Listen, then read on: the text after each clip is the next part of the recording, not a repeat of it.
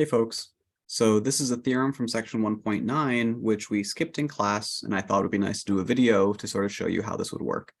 So what we have is T, a linear transformation from Rn to Rm, and we want to prove the following if and only if statement. So we want to show that T is 1-to-1 if and only if the equation T of x equals 0 has only the trivial solution. Now, for those of you who have seen discrete math, you may remember that if and only if statements are sort of bidirectional, right? I need to show first that the first half is, if the first half is true, then the second half is true, and vice versa. I need to show if the second half is true, then the first half is true. Okay, so it's sort of a two-part proof. So just as a reminder, I did copy back down the definition of 1-to-1. So a function, a map T is 1-to-1 if the following statement is true. So if T of u equals T of v at some point, then it must be the case that u equals v. Okay, so this was definition of 1-to-1. And so if I'm going to write my proof, I need to start by doing, well, let's do the forward direction. So that means I'm going to assume that I already know, assume that T is 1-to-1. Suppose we already know that is true. We want to show, right, sort of in parentheses, we want to show, WTS want to show that T of x equals 0 implies, has only the trivial solution.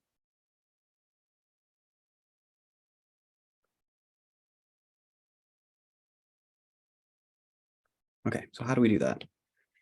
Well, let's think about some things we know. We know that T is a linear transformation. And so you can go back to the definition of linear transformation or look at some properties of linear transformations that we have shown.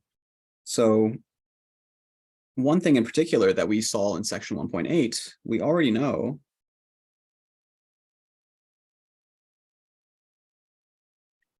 that if T is linear,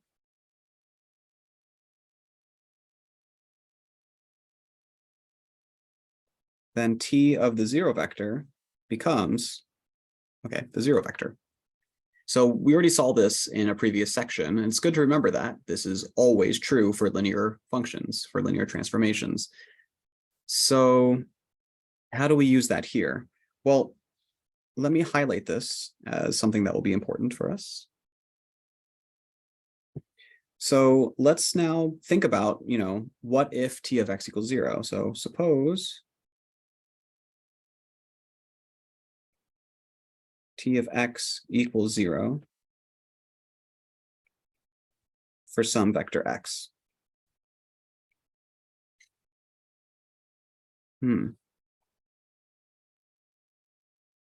look, the two things I've highlighted in green, first, that we already know T of 0 will be 0, and we're supposing that T of x equals 0, we can combine these two things. So then we know T of x is the same as T of 0. Those have the same output. So this is the moment we can apply the definition of 1-to-1, right? We already assumed that T was 1-to-1. And so now, let me again use my highlighter to say, look, we are creating a perfect match with the definition of 1-to-1. And so by the definition of 1-to-1, we can say that, well, in the definition, if T of u equals T of v, then we know the inputs have to have been the same. So here, if T of x equals T of 0, well, hey, I get to say that x equals 0. But that's exactly what I was trying to show. I was trying to convince us that this equation had only the trivial solution. X had to have been 0. So that first half is complete. Okay.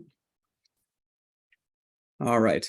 So we showed what we needed to show in the forward direction. Let's go ahead and do that backwards direction. So now I'm going to suppose what I know is true is the second half. So suppose T of x equals 0 has only the trivial solution.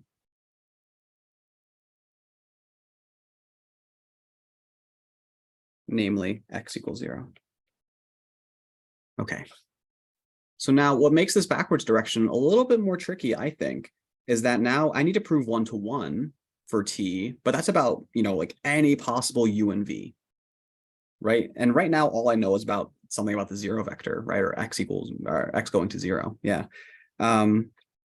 So, okay. So again, just for clarity's sake, let's remind ourselves what we want to show is that t is 1-to-1. All right. That's the thing we have to prove. That is, we need to show if t of u equals t of v for some random u and v, I don't know, then u and v had to have been the same. Okay, well, how am I going to do this? Well, let's start with the beginning. Then assume that t of u does equal t of v for some u and v. How am I going to show that they're equal? Well, here's where I get to really exploit the properties of linearity. So let me show you how. Let me rearrange this equation that I've just written down by just subtracting t of v from both sides. But of course, then I'm left with a 0 on the right-hand side, the 0 vector on the right-hand side. And now, if you stare at the left, you might realize I can use the properties of linearity to take these two t of u minus t of v expressions and combine them into one. So by properties of linearity, we can rewrite this equation as t of the entire expression u minus v equals 0. Okay, well, why was this worth doing? Let me get my highlighter back out. So look, the equation that I've just created, if we look back at the thing we had supposed, we see that the expression u minus v is exactly that expression x, right? I mean, it's taking the role of the variable x. And so now, by our assumption,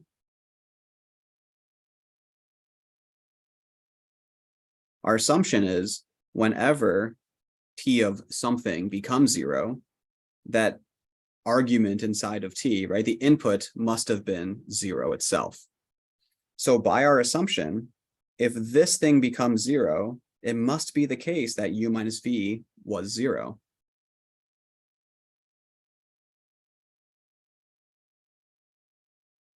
Or moving the v to the other side again, u equals v.